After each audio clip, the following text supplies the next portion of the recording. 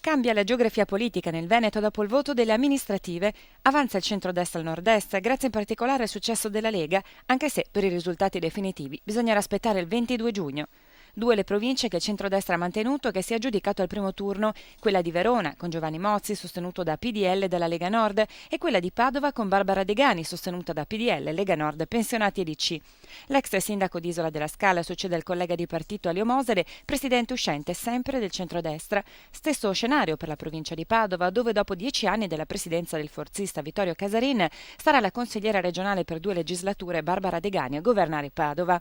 Ballottaggio invece per le province di Venezia, Belluno e Rovigo, dove però in vantaggio in termini numerici sono i candidati del PDL, espressione però del Carroccio.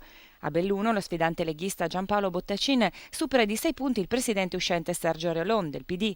Nei Polesine il leghista Antonello Contiero si è fermato al 48% contro l'ex assessore provinciale Tiziana Virgili che si è attestata al 36,7%. Nel veneziano la leghista Francesca Zaccariotto in vantaggio di 7 punti sul presidente uscente Davide Zoggia.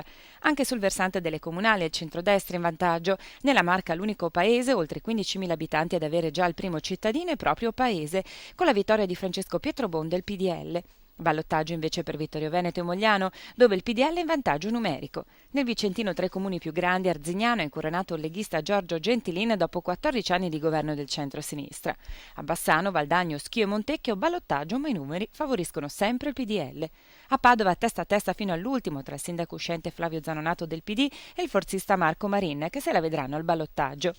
I numeri sono favorevoli al centrodestra anche nei ballottaggi per il Padovano, dove sono in lizza Selvazzano, Piave di Sacco e Monselice.